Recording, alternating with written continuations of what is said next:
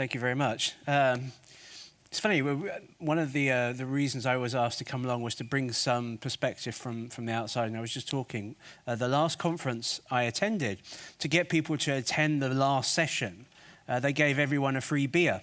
So just, an idea perhaps for the next time round. It's what you have sponsors for, surely. So I'm here, I guess, to perhaps represent the future to a little bit extent, but actually also to represent the users of transport infrastructure, because that's largely the audience that we develop products and services for. The billions of people around the world that travel around every day, interact with all types of transport infrastructure to live their day-to-day lives. And what we aim to do is to make, small changes, small improvements that will make everyone's lives just a little bit better. And it's those small incremental improvements that actually can have quite a big change on society and on the physical infrastructure of our world. I want to start off with a term that I've been using for probably a decade or so now. And this is this idea of ambient location. Google as an organization, we're all about information. Our mission statement is to make the world's information easily accessible to people, to make it findable and then useful. And one of the ways that we can do that is by looking at the world through a telescope, if you like, that is geographical. And we live now in a time, thanks to carrying these devices around with us all the time, where we always know where we are.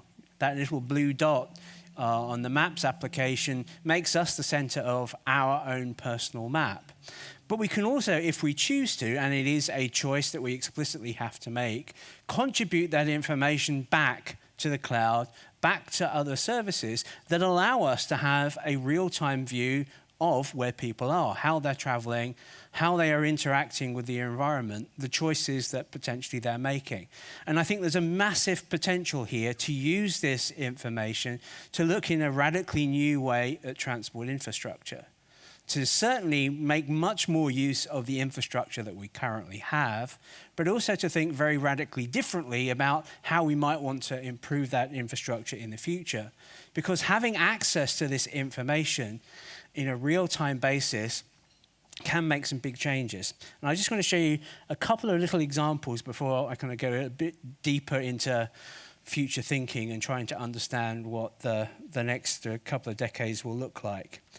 The first of those kind of futures is this one. This is a screenshot that I took literally a week or so ago from Google Maps on my phone.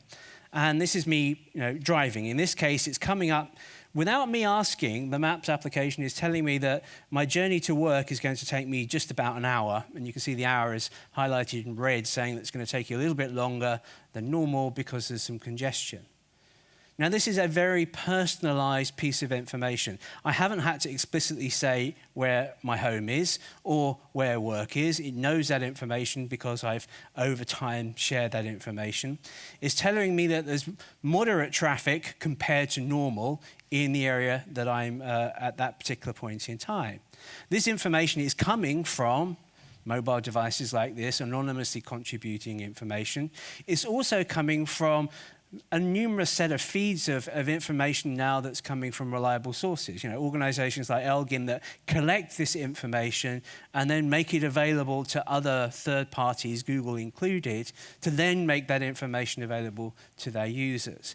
And our users now take this information for granted. They expect this real-time information to be available, and they will act. They will make decisions based on that information. And I always used as a case study or a thought experiment a journey I used to make quite frequently. We have friends in Essex, and I live in Teddington in southwest London. Driving down from visiting them at the weekend, I'd drive down the M11 and come to that junction with the M25. Now, I live completely on the opposite side of the M25. And as I'm driving down that road, I'm thinking, well, do I go left or right? Should take me about the same amount of time. What's the traffic like? Should I turn left or should I turn right? And as I get down the M11, that piece of information becomes more and more valuable to me, and to the point where I have to make the decision. And that's what we're really talking about here, having those pieces of information that are real time, that are tailored to me as an individual based on the activities that I'm doing. They can make me change my behavior. And one of the big, I suppose, elements of research we still need to do is how can, given this information, can we influence people to change the way that they normally commute or they normally operate a transport system? Related to that is here. Here I am standing on the platform at Teddington Railway Station. This is my normal commute into the office in London. Again, I'm getting real-time information, and this time coming from the train operating companies on the running information on the train service.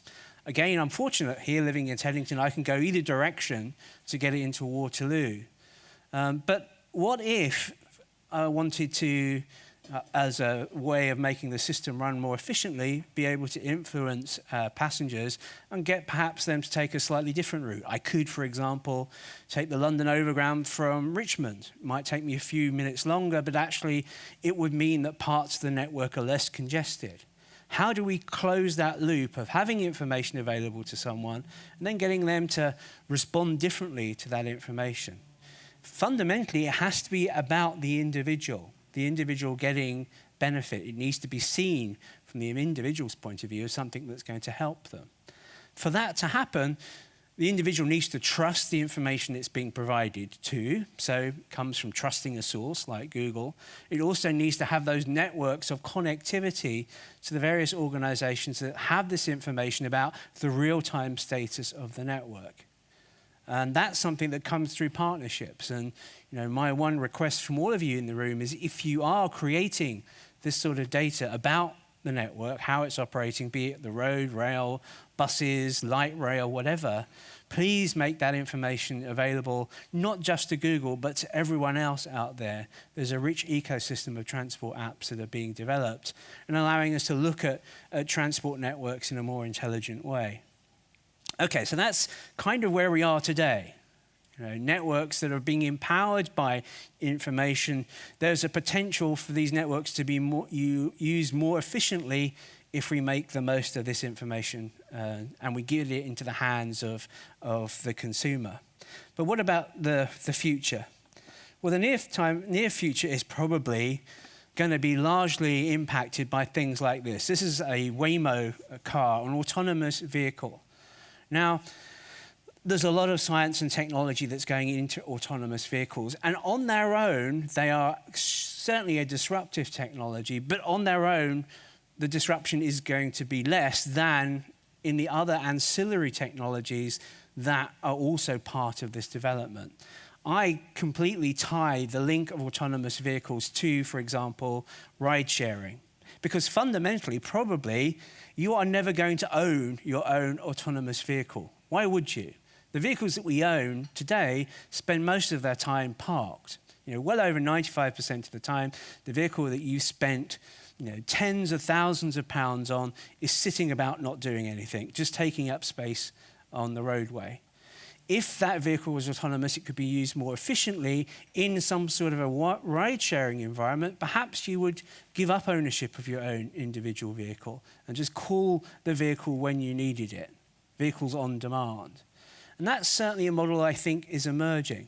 There is perhaps, though, in this kind of flux where we start to move modes, there is certainly the possibility that with ride sharing we actually end up increasing, at least for a temporary period of time, the number of vehicles on the road. You can see this already in London, where there are loads and loads of Uber vehicles driving around, and so the actual number of trips hasn't decreased, the number of vehicles on the road. But longer term, it may well do so, because this also represents a societal change. The millennials, the people growing up now, don't rate car ownership particularly highly. They're much happier to take an Uber. Actually, they're much happier to live in urban environments where they're more likely to walk or cycle to work, given the choice. And to give you a pattern of perhaps where this might go is in Silicon Valley, where Google is based, we're redeveloping the corporate campus, the headquarters. And we're doing it from the ground up as a mixed-use development. Our engineers will live above the office. They will have shops and cinemas, everything within walking distance, which is a complete change from how Silicon Valley has grown up as the, obvious suburban environment. Very, very radically different. Designing developments for people navigating on foot or cycling or potentially using shared vehicles. If that's the model where there are fewer vehicles and those vehicles are autonomous and shared, do we need the same sorts of infrastructures that we've been talking about for the last 50 or 60 years? I'm going to leave you, though, with an illustration that is very much focused on this particular environment. I'm an aviation geek, so I love coming here to Farnborough, fantastic. If you'd have been here in 1957 for the, as it was then, biannual British Aircraft Constructors exhibition, you would have seen the Fairey Rotodyne. Well, probably you would have heard the Fairey Rotodyne, because this was the loudest aircraft historically ever built. Hugely noisy. It had jet-powered rotor blades. It's like at the end of each rotor blade there was a jet engine. Very high frequency. You'd hear this in Guildford from Farnborough. It was aimed at what was perceived to be the major transport issue that was upcoming, and that was how do you move from city centre to city centre as quickly as possible. So it was in effect a combination of a helicopter and an aeroplane. But actually it was trying to solve a problem that actually didn't really exist. It turns out that we don't want to go particularly from city centre to city centre. We're quite happy to take that compromise of getting to a local airport and then travelling that way. So sometimes we can develop a technology to solve what we perceive to be the problem, because technology seems to allow us to solve that problem, but actually it's not the problem that we were looking for.